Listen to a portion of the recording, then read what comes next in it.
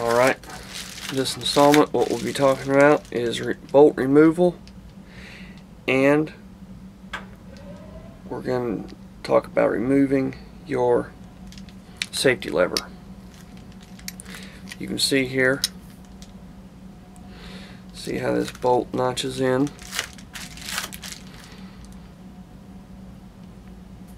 What you're going to do is slide this and twist it as it comes out. That lug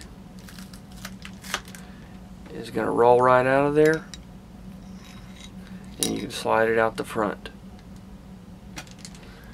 And that is the bolt removed from your operating piston.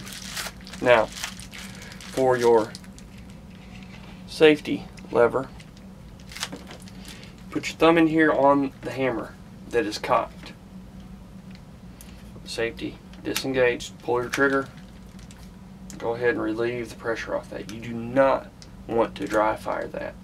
You want to have your thumb on that hammer whenever you pull that trigger. It's not a lot of pressure. You don't want to have your hand off of it, and make sure your thumb's on the hammer when you pull it. And it's real easy to let go. I mean, you can see there, that's not a lot of tension. Now on your safety lever, just take it and pull straight up.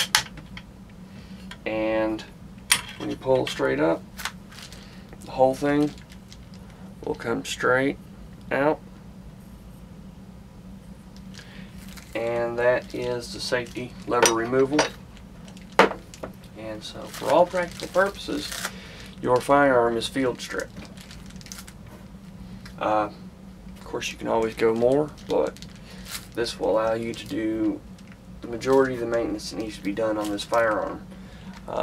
We'll get into the front end and the trigger groups in later installments. Thank you. Alright, now for the front furniture, here on your rear sight, you're going to take this lever right here and you're going to rotate it up and straight up again. That's going to allow this piece to just come straight out. All this is just basically a cover for your operating piston that we've already removed. Now, for the bottom piece, what we're going to do is you will need to, if you haven't already done it, you'll notice here the cleaning rod that most of these have underneath the barrel. You're going to take that cleaning rod and remove it. Sometimes they're a booger to get out, sometimes they're pretty easy to get out. I've already loosened this one ahead of time. This is, of course it wasn't too bad. This is cleaning rod. It's got a place to put your patch in there. Nothing special, just a run-of-the-mill cleaning rod.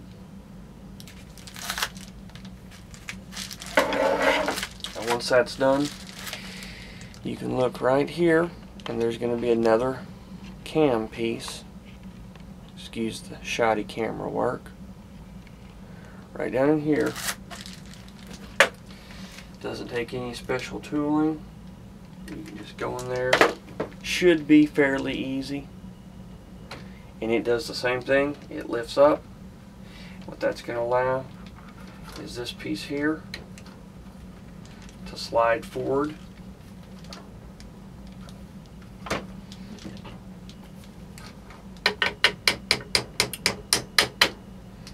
And once it has slid forward, you're going to be able to remove your bottom furniture. There we go, that one had a little gunk on it. And it's forward there. Then you can zoom out here.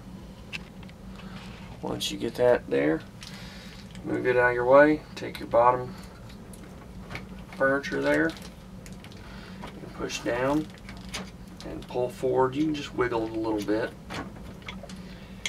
and your furniture will come right off. And that is your bottom furniture.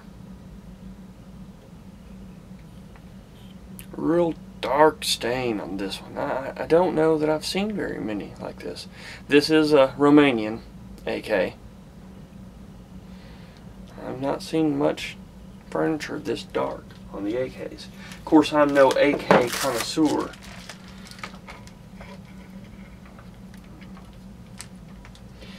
And that's all for this installment.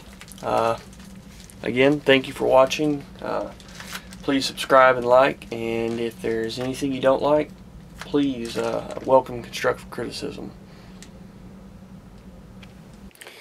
Alright, here we are back again with the AK. In the meantime, off camera, I have taken some bore cleaner and sprayed in all of our bore, let it sit basically overnight. As you can see, what's drained out in my catch pan here out of the front of the barrel, that blue indicates copper fouling. And so I expected to see something like that. We're going to run a few patches through here and see what we get. I'm sure it will be nasty. I am certain of that.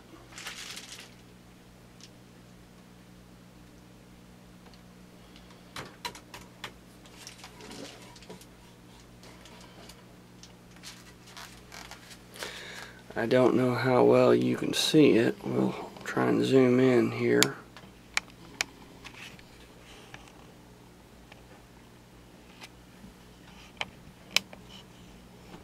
Try and compensate for my lousy tripod on my camera here. It is lousy. But maybe if I get enough people that like the videos, I'll be able to afford to purchase some new equipment.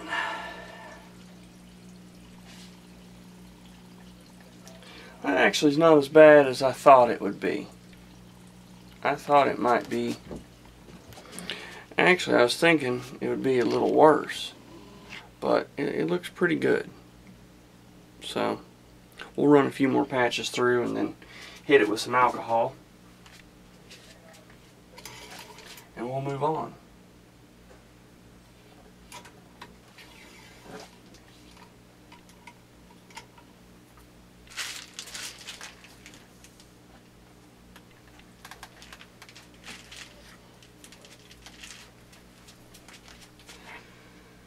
Found that alcohol works really, really well after you've used your bore cleaner because I mean, it seems like you can run patch after patch after patch through and you still come out with dirt, and spray some alcohol in there.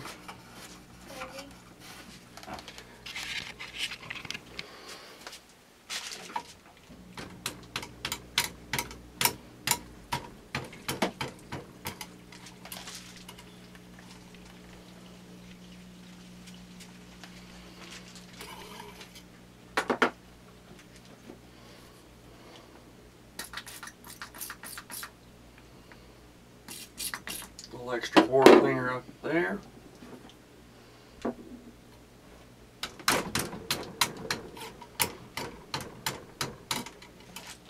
Now remember, when you do this, you're always going to have a little bit of your bore cleaner, your solvents, whatever. It will make it into the gas port. That's just part of it. Everything can't be perfect. We are not making a bench rest rifle.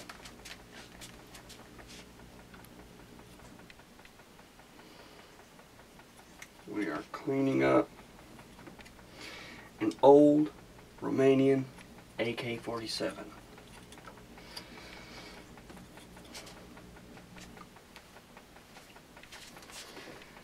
Alright. What I'm going to do now is take a little bit of this alcohol. I'm going to take the end of this bottle and just pour a little into the barrel. We'll cut us off some more patch material here. like I say, it's always a good idea to make sure you have some type of catch basins or something underneath the ends. What I use, what these are that you're seeing here, these little units right here, this is actually primer trays from Reloading. There's all different shapes and sizes of them, but those primer trays, they make excellent vise jaws. You can use them to put into the jaws of your vices to keep from marring things up. You can use them for this, for catch basins. I mean, there's just a lot of uses I've found for them. I am a pack rat. I keep everything, much to my wife's chagrin. But I can't tell you how many times there's been something that's broken around here. That one thing that I was asked 1,000 times to throw away, I remembered it. Well, what do you know? It happened to fit just perfect. Some people call that redneck. I just call it creative, smart, frugal. Of course, maybe that's all just self-justification for my pigsty. But whatever you gotta do to sleep at night, right? Alright, now, we've got that in good enough shape. Whenever we hit it with the FrogLube, that will really, really, really clean the rest of it and take care of it.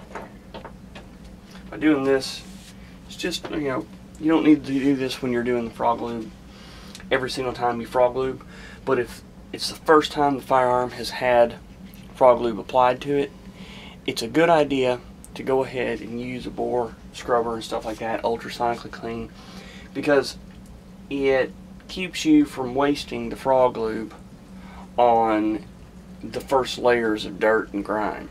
Use the FrogLube for the layers that all these conventional methods don't work for.